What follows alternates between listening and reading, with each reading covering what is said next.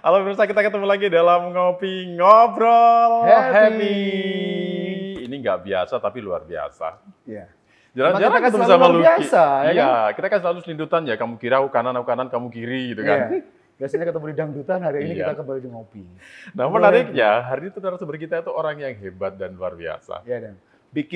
Katanya mau bikin Banyuwangi hebat, sehingga Iya. kita bisa bahagia katanya. Nah, Iya kan? Banyuwangi hebat, Banyuwangi hebat, masyarakat rakyat bahagia. Iya, ini pasti ngerti dong. Berarti siapa. sekarang belum bahagia kayaknya rakyatnya. ya? Sudah, sebenarnya sudah, cuma dibuat lebih bahagia Oh, lagi. lebih bahagia lagi. Iya, karena salah satu tujuan kita itu adalah hidup bahagia. Bahagia. Kalau nggak bahagia ngapain hidup gitu? Oh gitu ya? Iya dong. Ya udah, kita sambut saja narasumber kita hari ini yaitu Gus Ali Maki. Gus Ali Maki, selamat. Apa Assalamualaikum Gus. Semoga Selamat datang di kembali sini di ngopi. Di ngopi, Ngobrol happy. Ada kopinya tapi. Ya itu salah satu kekurangan kita, ngopi tanpa kopi. Happy-nya Happy-nya dapat. Iya, ini salah satunya aura dari beliau ini. Iya, dapat happy-nya ya pagi-pagi. Gus Maki meluangkan waktu di tengah kesibukan beliau yang harus kemana-mana untuk mendengar langsung dari masyarakat Banyuwangi. Nah, Apa yang itu. kurang, apa yang belum? Iya, nah itu. Dan di sini kita juga menanyakan hal yang sama sebenarnya. Iya. Kita pengen tahu lebih banyak tentang siapa itu Gus Maki, kemudian apa sih rencana-rencana besarnya untuk membuat Banyuwangi lebih maju dan bahagia. Nah, Hebat. sekarang saya tanya dulu sama Afan. Janganlah. Loh, Kan ada narsumnya, kenapa tanya Oh, iya, saya? iya. Oke. Enggak, aku pengen tanya Afan mengenalnya Gus Maki itu siapa gitu loh. Tetangga saya. Oh gitu? Iya, Oh. kan sama-sama orang Banyuwangi. Oh, rumah jauh Pan. Kan beliau Kecamatan Trono. Oh, Kecamatan Trono. Saya Kecamatan Jeluring. Jeluring ya? Tetangga kan? Tetangga kecamatan. Iya. Oh jauh, oke. Tetangga. Yang Apalagi sesama tetangga, sesama Banyuwangi. sesama Banyuwangi. Apalagi kita juga, aku kan sering berkegiatan di Raya juga. Iya. Di baratnya, senternya Oh, beliau. rumahnya beliau di Raya tuh ya? Iya, betul. Jadi Beliau- kita tanya aja deh. Beliau ini sebelumnya orang yang sangat super sibuk sebetulnya untuk ngopeni Banyuwangi juga, tapi organisasi. Sekarang mau ngopeni Banyuwangi yang lebih besar lagi, Berarti biar menyeluruh. bukan super sibuk lagi ya? Iya. Super sibuk itu. Super sibuk. Silakan Gus untuk menyapa warga Banyuwangi terlebih dahulu. Kita Baik. persilakan. Assalamualaikum warahmatullahi wabarakatuh. Salam sejahtera, Om Swastiastu, Salam, Namo Buddhaya, salam kebajikan untuk kita semua, Rahayu, Rahayu, Rahayu. Selamat beraktivitas para warga dan sedulur Banyuwangi seluruhnya. Saya sedang berada di NTV, mudah-mudahan ini bisa paling tidak menambah banyak hal bagi saya. Setidaknya begitu. Baik. Silakan langsung tanya dulu. Oh saya tanya. Iya, Kalau saya tanya gini, kalau melihat sekarang ya, kalau saya sedikit banyak tahu yang disebutkan beliau ini ketika di tempatnya seperti apa. Iya. Ini untuk yang belum tahu kegiatan Gus Maki sendiri selama ini, sebelum sekarang yang benar-benar sibuk ini apa saja? Hampir 5 tahun ya saya berada di PCNO Kabupaten Banyuwangi. Nah, kalau di kegiatan kita itu, di PCNO itu, kita sih fokus memang. Fokusnya ada di, misalnya ada namanya program Sobo Deso, yang itu keliling ke desa-desa. Dan alhamdulillah dari 217 desa dan kelurahan itu selesai semua lah. Dikatakan selesai semua. Dalam jangka 5 tahun 5 itu tahun Gus, ya. Itu Honda ada sampai 5 tahun, Oh, nggak sampai. 3 tahun selesai. 3 tahun. Dan itu, Banyuwangi sudah Dan diekspor semua. ya makanya hebat. selama 3 tahun itu nyebabin saya harus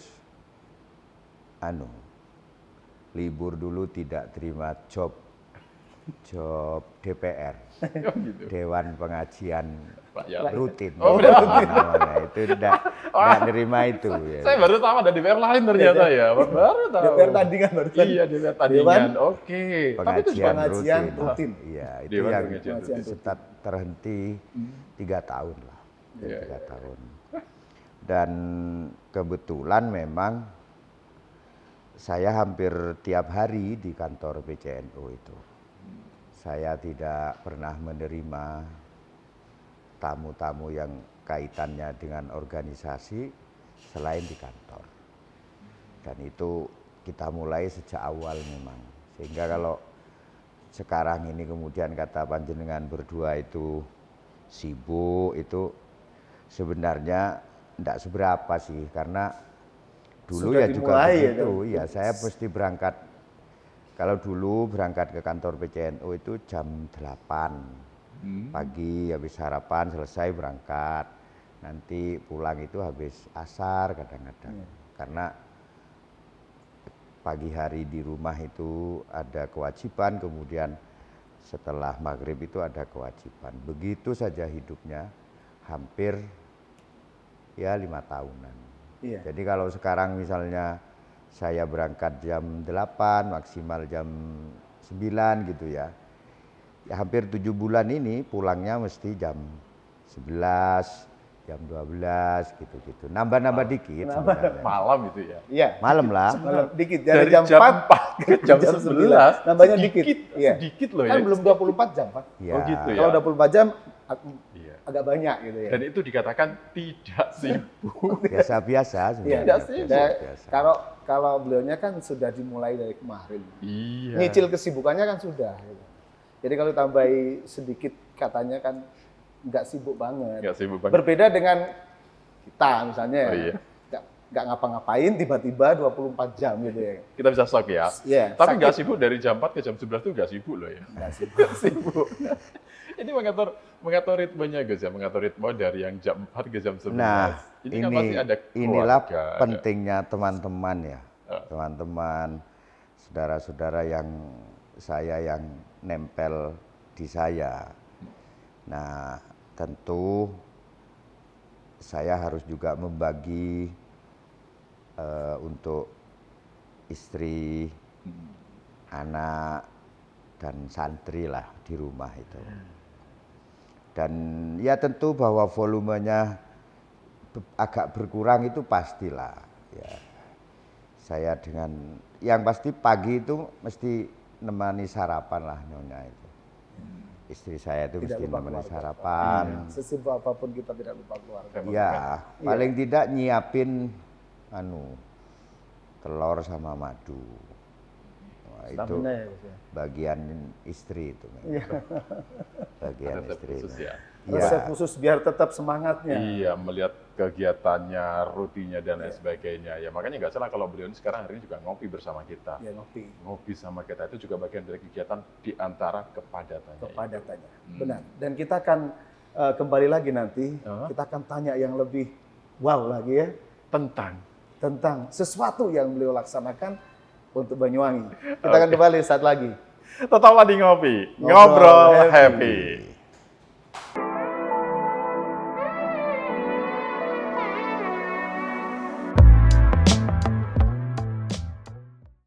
Terima kasih pemirsa TV dan kita kembali di Ngopi Ngobrol happy.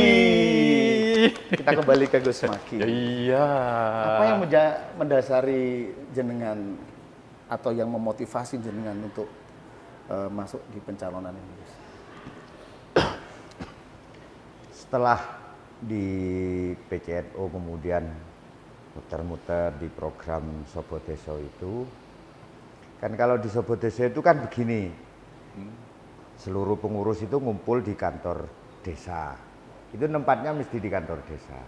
Nah di saat sudah ngumpul mulai dari badan otonom, lembaga, itu saya suka nanya begini, ini yang berkegiatan berapa, apa kegiatannya, apa persoalannya. Nah disitulah, di situ juga muncul persoalan, di situ juga ada solusi, tentu tidak semuanya. Tidak semuanya. Terus saja begitu, disitulah kulaan persoalan, tapi di situ juga saya mencarikan solusinya karena sebenarnya tidak ada bedanya sebenarnya antara PCNO dan sebuah organisasi pemerintahan. Toh ini sama-sama yang memiliki organik, yang memiliki hierarki kan semua hampir sama.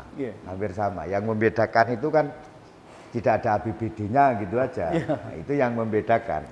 Tetapi kalau organnya kan hampir sama, misalnya di tingkat kecamatan kalau ada Pak Camat maka di NU ada MWC.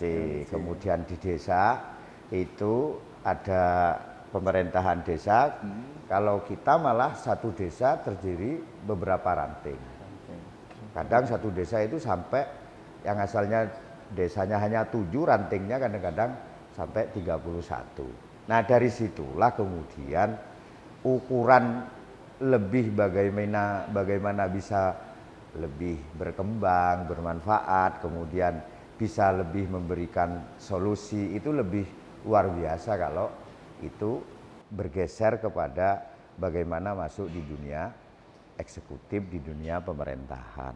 Misalnya begini, contohnya begini.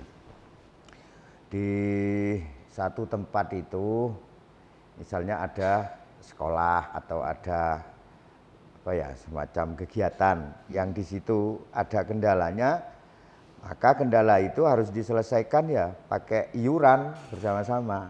Nah, tetapi ternyata apabila kendala itu cukup besar, yang terjadi problem keumatannya cukup besar, saya kira nanti bisa dicantolkan ke program-program yang memang sebenarnya sama bentuk pelayanan, itu tinggal nyantolkan ke program yang resmi. Gitu Ternyata saja. di masyarakat kalau yang Gus Maki tangkap itu banyak sekali yang permasalahan di bawah ini. Ya banyak, misalnya kan begini, dulu saya mengkampanyekan lewat badan otonom namanya stunting. Ya. Selama ini stunting yang dilakukan oleh badan otonom itu ya sudah tradisional aja. Membantu bagaimana, misalnya saya dulu sering nyampaikan begini, kalau misalnya di tempat mbak-mbak fatayat dan ibu-ibu muslimat itu posyandunya hari Senin, maka saya meminta hari Minggunya dibantu pemerintah itu siaran keliling, malam Seninnya dibantu melalui jamiah pengajian itu diumumkan bahwa besok posyandu ada di rumahnya Bu Sapa. Ya tugasnya karena pada waktu itu mendorong saja, bukan eksekutor. Eksekutornya kan tetap pemerintah. Ya kebetulan aja ada yang menjadi kader posyandu, ya, begitu-begitu. Nah, sama dengan misalnya tanda tangan bupati itu, ya bisa mengalahkan orang yang berceramah sekian lama. Nah ini yang begitu-begitu itu ya salah satu yang menjadi pertimbangannya.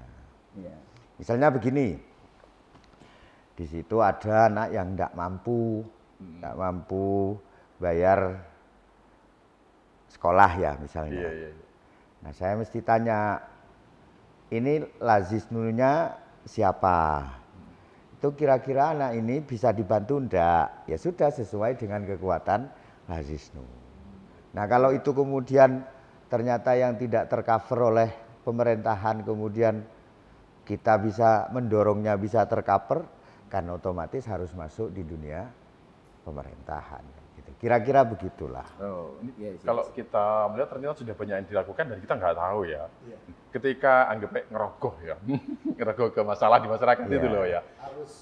Harus bawa iya. Kan itu sebenarnya kan nggak banyak terekspos. Ternyata ada banyak masalah. Nah, itu kendala yang dialami atau kesulitan yang dihadapi itu apa saja sih Gus, sehingga masyarakat akhirnya bisa mau menyampaikan, mau mencurahkan unek-uneknya. Di Banyuwangi ini yang perlu mendapatkan pemikiran dan sentuhan itu soal berkomunikasi.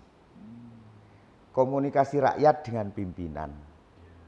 Itu saja sebenarnya di Banyuwangi ini yang paling pokok. Kalau komunikasinya itu selesai, pastilah cara wadulnya, kemudian cara menyampaikannya itu tidak ada sekat. Nah itu hasil yang saya ketahui. Misalnya ini ada yang ngeluhkan soal air, ngeluhkan air minum atau di daerah-daerah yang cukup terpencil, misalnya kayak di Wongsorejo yang ada namanya daerah itu Pal 4, Pal 7, ada Pal 5 yang di situ kebetulan airnya sulit dan itu sudah berlangsung lama. Dan belum tersentuh sampai sekarang? Ya belum mencukupi semuanya. Tetapi melihat rentang waktunya itu dari oleh mewadulkan dengan eksekusinya kan lama. Ketika Gus mati, terpilih, dan ngomong terpilih. Ya. Bagaimana cara mewadahi mereka? Wadulnya tadi. Di desa itu sebenarnya sudah lengkap, pirantinya itu sudah lengkap.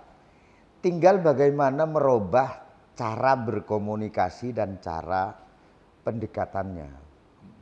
Kalau modelnya adalah model macak juragan dengan karyawan, tidak selesai.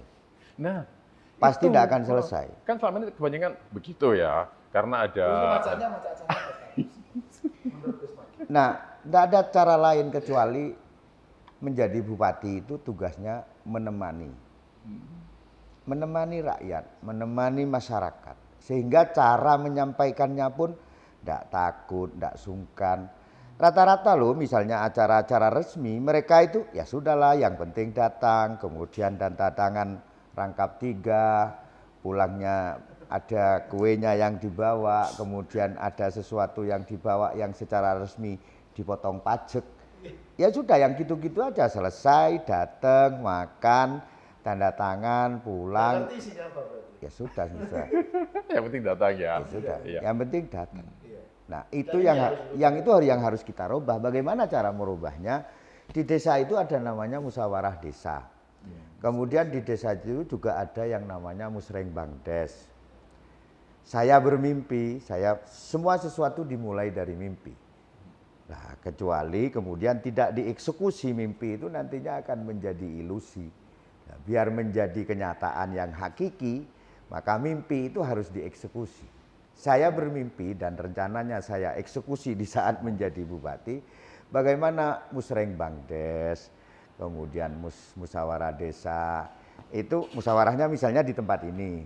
Nah di sebelah itu bupati tidak ikut rapat, nungguin aja sambil ya lihat-lihat dikit-dikit. Nah apa yang di situ semua kita dorong bagaimana musyawarah itu diikuti oleh kelompok-kelompok masyarakat yang ada di desa itu.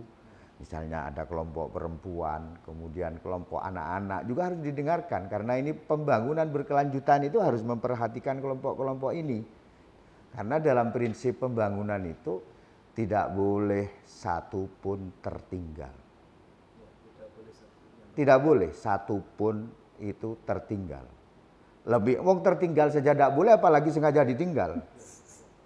Itu no one left behind. Itu yang jadi yang itu harus kita pegang benar. Kelompok disabilitas misalnya, kemudian ormas-ormas didatengin semua nih. Yuk kita musyawarah. Desa ini mau ngapain? Udah yang lain usul, ada yang lain. Ini misalnya kalau di desa ada namanya mudin kematian misalnya. Ini perlu diopeni, oke kita masukkan satu. Yang lain masuk semua misalnya ini selama ini Linmas, Hansip itu tidak seberapa mendapat perhatian yang cukup. Padahal tukang jaga setiap acara, oke kita masukkan di situ semua. Selesai ternyata yang bisa di cover oleh DD dan RDD misalnya 10 poin. Ternyata ada sisanya ini yang 10 poin lagi tidak bisa. Lah tinggal ngomong sama Pak Bupati yang ada di sampingnya itu, ya di sebelah, di ruangan sebelah. Pak, yang 10 ini sudah diatasi oleh DD dan ADD. Tentu ini semua pakai aturan. Ini anggaran uangnya ini uang negara berasal dari uang rakyat. Harus ada aturannya. Aturannya diikuti setelah dihitung semua, Pak. Ini ternyata hanya bisa mengcover 10 saja. Maka yang 10 bagiannya Pak Bupati. Nah begitu terus sehingga tidak ada lagi kemudian musrengbangdes A, musrengbangcam A-nya tidak ada. Musdes ada C, kemudian di saat musrengbangcam C-nya tidak ada lagi. Karena ini semua dimulai dari bawah, ditoto, disepakati bareng, dilakoni bareng, dipikul bareng. Kira-kira itu lebih luas yang dicakup ya. Kalau selama satu ini, ya. Tidak hanya lebih luas tetapi lebih detail. Oh, lebih detail. Lebih detail. Orangnya terus dibikin nyaman aja. Bahwa pada akhirnya harus ada dokumen yang ditandatangani, ya karena itu pertemuan resmi. Tetapi saat menjalankan musyawarahnya, ini kira-kira ya ikut mazhabnya NTV lah. Apa? Yaitu tadi ngobrol sama Happy itu tadi. Iya. Happy ini yang kurang, di bawah itu kurang. Semuanya itu dibikin kaku. Semuanya dibikin kaku. Ya, sudah ini tepat, wis ngopi itu yang ngobrol sama Ngobrol sama Happy. Iya. Dengan iya, Happy iya. ngobrol. Baik, kita akan kembali lagi saat lagi tetap di Ngopi ngobrol Happy.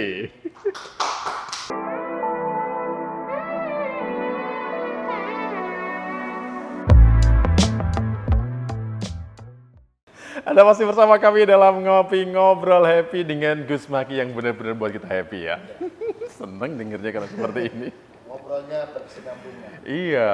Jadi masyarakat biar tahu apa sih rencananya, bagaimana sih programnya. Ini baru sebagian, saya belum tanya programnya Pak Dodi. Belum. Ya itu saya tadi banyak gitu, tapi ternyata selain program yang sudah disampaikan selama ini, ada hal lain yang juga menarik ya, seperti yang tadi dikatakan itu ya. Saya pernah dengar, pernah baca tuh program 3 miliar satu desa per tahun. Kan luar biasa nih, pembangunan rumah sakit Dan rumah lain-lain. sakit baru lagi. Kan program-program Iya. beliau. Tapi di situ nggak ada catatan gini loh, dana untuk presenter nggak ada. Ada. Masa? Pesantren ada. Ada ya?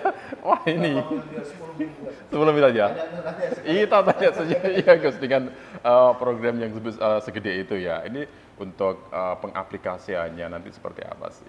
Ya, sekali lagi yang pengen saya sampaikan adalah yang kita jadikan 22 program prioritas itu bukan hasil ngarang, Mas. Itu intisari hampir 6 bulan kita muter. Termasuk dari hasil sharing dengan rakyat Dengan itu tadi masyarakat ya. lah di bawah. Tidak ada itu program, apalagi kemudian program dari Jakarta, itu tidak ada itu. bikin jauh-jauh hari belum Tidak ada. Jadi setelah hampir 6 bulan kita keliling, kemudian saatnya ke KPU itu menyerahkan visi misi, karena ada jadwalnya menyerahkan visi misi, dan barulah itu yang dijadikan ini rangkuman dari sekian kita dapatnya ketemu dengan masyarakat. Dan misalnya bagaimana rumah sakit untuk masyarakat Banyuwangi Selatan. Ya sudah, itu memang usulan orang selatan. Ya sudah, saya tunggu kemudian ini coba dirancang bagaimana bentuk rumah sakitnya, namanya apa. Malah sudah sampai di tingkatan nama. Ternyata ya. Nama itu. Nah, kenapa itu kok dibutuhkan? Ya karena ya kenyataan di bawah yang saya temukan, yang kita temukan itu misalnya ada orang yang mau melahirkan, yang itu kebetulan ada di sekitar Rajekwesi, itu untuk nyampe di Pesanggaran saja diperlukan waktu, kemudian melahirkan di tengah jalan. Oh iya. Nah, itu kan otomatis ya sudah, kalau itu rumah sakit itu. Ini kan kalau orang Sanggar sakit nih misalnya, itu kalau misalnya tidak di puskesmas rawat inap, tidak di rumah sakit klinik yang di selatan, maka otomatis kan harus ke Genteng. Jauh ya, jauh. Baik itu yang negeri, baik yang rumah sakit miliknya pemerintah ataupun swasta. Rata-rata yang gede di Genteng. Tetap jauh lah itu kalau dari Pesanggaran itu. Ya jauh lah, banget, Mas. Iya. Jauh itu Kita kalau bilang terdekat, padahal kalau masih jauh. Jauh. kalau itu misalnya sakitnya hanya misalnya kecetit misalnya, itu masih lumayan. Tetapi kemudian kalau sesak nafas dari misalnya dari Pancer, kemudian ke Genteng kan membutuhkan itu kan juga ada oksigen di mobil. Tidak semudah apa yang didata dan dilaporkan, Mas. Di bawah itu tidak begitu, maka sejak itu kemudian kita akan bangun rumah sakit untuk masyarakat Banyuwangi Selatan. Selatan yang paling selatan itu ya. Iya, andai ada yang lebih selatan daripada Sanggar ya kita bikin yang selatan lagi gitu. Karena apa? Karena begitu berdiri di Sanggar, Silir itu tercover, Bango itu tercover, Purwoharjo yang bagian barat tercover, Tegalsari yang bagian agak ke selatan itu tercover, begitu juga. Kalau Gambiran kan itu dekat dengan beberapa rumah sakit. Iya. Yang pinggir-pinggir ini loh, Mas. Yang pinggir-pinggir ini sehingga itu bisa ke cover semuanya. Ya emang harus diakui ya itu menjadi sesuatu yang selama ini banyak dikeluhkan masyarakat yang pinggiran terutama yang pelosok itu kan kurang merasa mendapat perhatian dan lain sebagainya. Ternyata sudah punya solusi. Teman-teman di daerah pinggiran itu kok usul misalnya ada mall, enggak ada. Misalnya begini. Di daerah Soponyono ya. Tegal Delimo. Di daerah Soponyono itu masyarakatnya itu hasil menanam di bawah hutan itu, di bawah pepohonan yang keras itu dia, di bawah itu. Nah, bagaimana membawa hasil buminya dengan nyaman, itu kan mempercepat lalu lintas kalau jalannya enak. Tetapi kalau jalannya seperti itu kan untuk nyampe di pasar, itu kan ya lama. Belum lagi resiko jatuh. Di Gunung Raung itu ada namanya, saya masih ingat ketemu, ada namanya Melijo, namanya Pak Yusuf. Masih ingat saya. Dia itu sampai hafal, di batu keberapa dia terpelincir. Sering jatuh di situ. Sering jatuh di situ. Dan itu bukan setahun 2 tahun lama.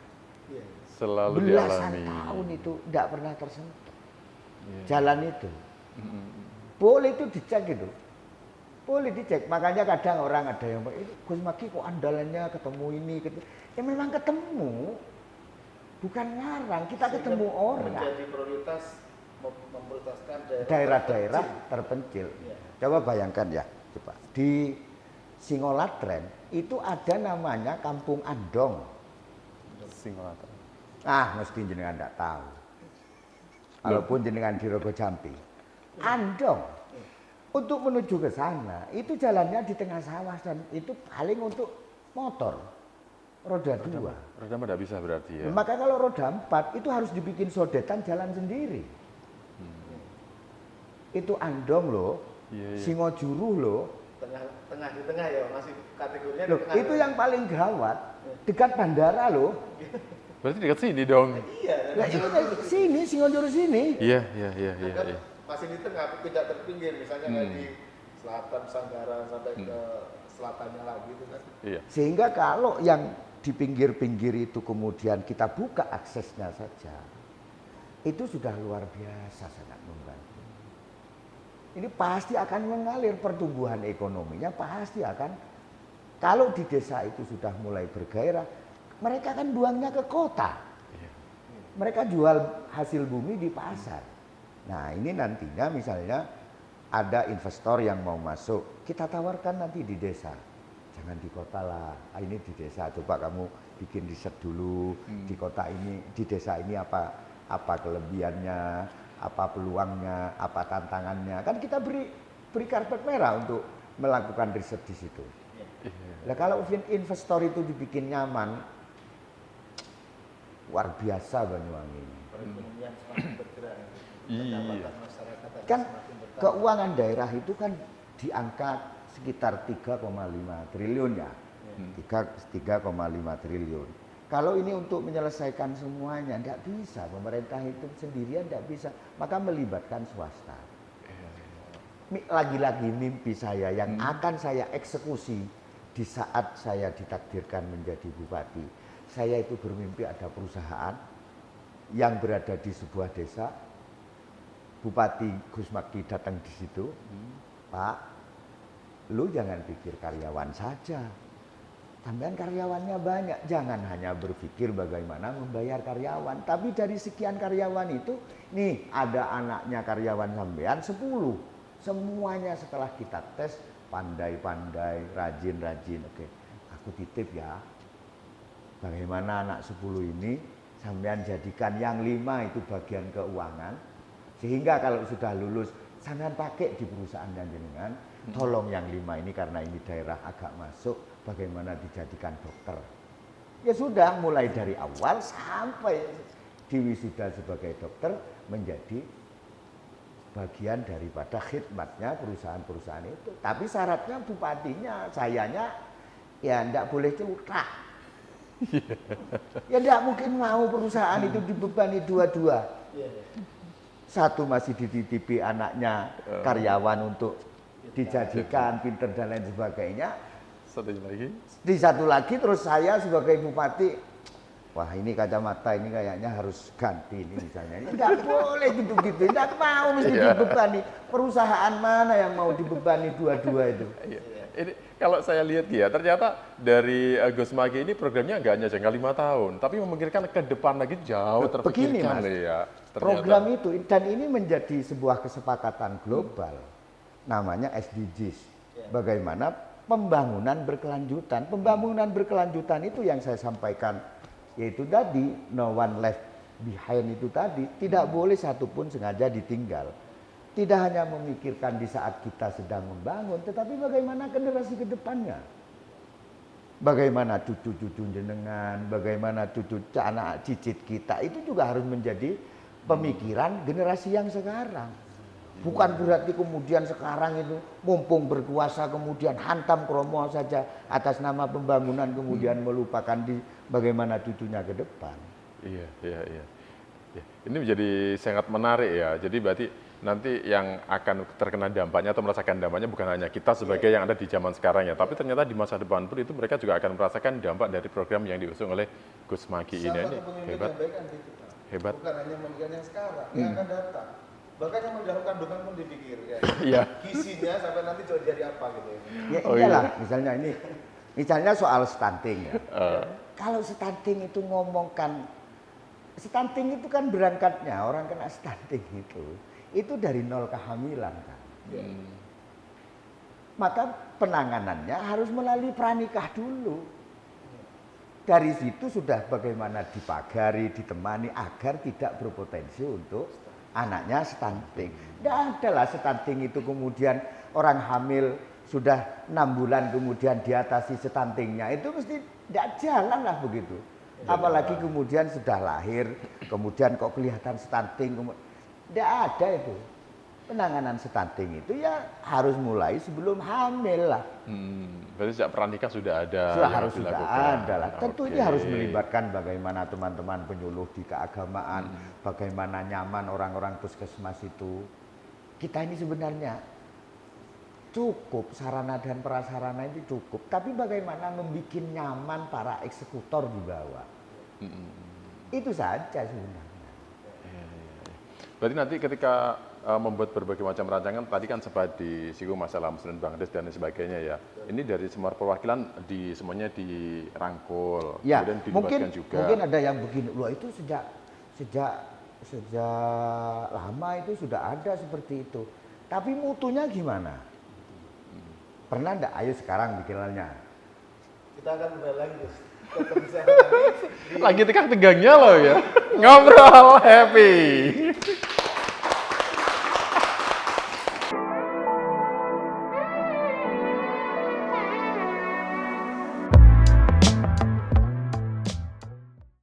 Anda masih bersama kami dalam Ngobrol Happy bersama Gus Maki. Apa lagi? Kamu gak enak senyum dengan saya? Kenapa? Loh enggak, aku lihat kamu aja udah mau tersenyum. Oh gitu ya? Karena kamu smiley voice. Gini, yang membuat saya tersenyum kadang-kadang berpikir gini ya, dalam Gus Maki maju sebagai calon bupati. Ini kita kan tahu ya, partai pengusungnya itu kan jauh banget, dua banding 16. Iya. Ya mungkin orang nggak yakin ya, tapi ternyata ketika melihat di masyarakat banyak yang bilang kenapa enggak? Apa yang tidak mungkin? Itu kan Gus ya. Ini faktanya harus dibalik. Nah, kalau Gus Maki menang berarti membalikkan fakta. Iya kan? Fakta yang kecil memenangkan sesuatu. Gimana nih Gus, kok terlalu yakin dengan dua ini Gus? Ini pilbub, pilihan bupati, bukan pilihan pengusung bupati. Siap. Ternyata di situ yang dipilih bupatinya. Ada Mas di bawah itu. Kita ketemu banyak orang itu, saya kok belum pernah ya ditanya, Gus yang ngusung jenengan itu partai apa? Ini kan. Iya betul. Ya, itu fakta di lapangan. Iya. Saya menjawab itu pertanyaan seperti itu, Gus bagaimana dengan Pak? Tidak ada. Di bawah itu persoalan yang ada, kemudian mengusulkan solusi, mengusulkan program, curhat, menyampaikan, guyon-guyon sudah. Sehingga saya waktu setelah mendaftar di KPUD, saya sampaikan bahwa kami berkoalisi dengan rakyat. Karena memang gini, saya kalau datang itu di satu tempat, itu saya yang pertama kali itu mesti pamit gitu loh. Kalau Jawanya itu mesti begini, kula pamit dadi bupati nggih Bu, kula pamit dadi bupati nggih Pak. Nah setelah gitu, apa yang menjadi harapan, menjadi cita-cita, menjadi mimpi yang harus begitu aja terus mengalir itu. Sehingga saya sih fine-fine aja itu kalau soal pengusung itu. Enak berarti ya. Yang penting masuk dulu aja. Ada yang begini terus, wah itu nanti kalau ditakdirkan jadi, kemudian komposisi di parlemen gimana? Bukan hal yang sulit itu. Ya sudahlah, otomatis ini menjadi kewajiban pemerintah kabupaten itu bukan eksekutif saja, tapi legislatif, begitu. Tidak ada di Indonesia ini kemudian tidak ada perubahan, itu tidak ada. Yang tidak bisa diganti itu hanya Pancasila di Indonesia ini. Kalau soal koalisi di parlemen itu bisa ganti-ganti itu. Bisa ya. Bisa berubah-ubah itu. Tergantung bagaimana komunikasinya. Nah, nanti jangan khawatir lah, begitu memang ditakdirkan pasti akan kita jalin komunikasi yang indah dan memberi semangat dan membahagiakan. Menarik ya. Ingat ya. Teman-teman kita semua lah. Betul. Jadi mereka nggak pernah tanya siapa pengusungnya, tapi tanya siapa calon bupatinya itu. Karena lebih diutamakan tuh figur untuk pemilihan langsung kan ini. Figurnya siapa? Gus Maki Sopo yang dulu PCNU. Oh itu. Ya. Ketua NU Banyuwangi lah. Gitu. Udah tahu dong. Iya, memang kebanyakan sudah tahu ya. Sebagian saya tidak berani klaim, semua sudah tahu ya. Gampang kok nitirannya itu. Kalau di bawah itu ketemu begitu pertama kali komunikasi itu sudah manggilnya Pak. Ini mesti tidak pernah kegiatan NU. Jadi enak saya itu nitennya Pak. Oh ini Pak orang baru berarti Pak. Berarti orang baru. Dan saya biasanya kalau diundang orang itu pasti tanya itu kepada yang undang. Itu ada yang kenal saya enggak? Enggak ada. Saya semangat mesti. Dan saya bahkan hampir menyaratkan bagaimana yang undang saya itu usahakan enggak ada yang kenal. Luas sekali Banyuwangi ini. Misalnya kayak tadi itu. Apa yang disampaikan? Ya ini soal akses. Bagaimana mengakses? Akses informasi, akses terlibat sejak daripada penyusunan sampai di tingkat pengawasan. Jadi tidak hanya masyarakat itu tidak hanya dicekoki misalnya ini butuhnya jalan. Ini tidak begitu saja. Oke, jalan itu butuh. Tetapi kan sejak awal itu sudah dilibatkan. Misalnya begini. Lihat deh tempat-tempat pariwisata yang ada sekarang. Yang nyiapkan kursi roda mana? Iya. Mana? Ada tapi nggak semua kayaknya gitu ya. Ya oke. Tetapi ini pariwisata kadung di gaspol. Ini iklannya sempat muter-muter di Paris loh dulu. Di Paris apa di Amerika itu? Iya. Tapi kemudian kelompok-kelompok disabilitas itu kan juga pengen tamasya. Nah, sekarang kelompok anak-anak misalnya, karena itu bagian yang tidak bisa ditinggalkan juga. Itu kira-kira pernah enggak ditanya anak-anak itu, ini ada pembangunan desa ini yang dipinginin apa? Wah, ini wifi. Ternyata wifi-nya banyak digunakan oleh yang tidak anak-anak. Kemudian ini Gus ya, dari yang kita bahas tadi kayaknya memang banyak hal yang harus dilakukan untuk membuat Banyuwangi hebat, masyarakat bahagia ya. Kemudian ini jelang sedang pilgub ini akan ada banyak isu yang kita dengar, salah satunya adalah bahwa Gus Maki dengan Ali Ruci itu ada yang menyalahkan tuh, itu kan cuma boneka, masa sih? Nah ini menyikapi hal seperti itu gimana ini? Tinggal melihat saja di debat bagaimana itu. Kalau saya pion, itu boneka, silakan diputar ulang di debat itu. Satu, kemudian membohongi keluarga saja, itu bebannya berat, Mas. Iya. Apalagi membohongi masyarakat sekabupaten Banyuwangi itu berat. Jadi ini bukan suatu beban buat Gus Makin untuk maju ya? Tetap aja saya semangat. Enaknya seperti ini. Kenapa kok begitu? Kalau misalnya boneka, masyarakat Banyuwangi harus membuktikan. Ya dibuktikan aja nanti gitu ya. Dan yang ada itu tidak bisa dari lagu lama India itu, boneka itu adanya boneka cantik. Boneka cowok nggak ada ya, Gus ya? Boneka ganteng nggak Ya, ada ya? lagu loh ya. Oh, iya, lagu ya. Lagunya kan bilang boneka cantik dari India. Nggak ada itu lagu yang boneka tampan dari Parijatah Kulon. Nggak ada lah. Nggak ada boneka tampan Iya, ternyata. lebih detailnya dari Riot. Nah, orang yang ngomong begitu itu sebenarnya memang sejak awal sudah tidak akan ke kita. Jadi sudah ada antisipasi Sudah kita hal cek seperti itu kemana-mana. Orang yang ngomongnya itu boneka, itu pasti karena memang dia memang sejak awal sudah dia ke kita. Iya. Iya. Itu by design semua lah. Dan kita tahu lah siapa yang mendesain itu semua. Ini kamu yang suruhnya aku loh ya, nanti aku dikira yang desain loh. Bukan saya Gus, bukan.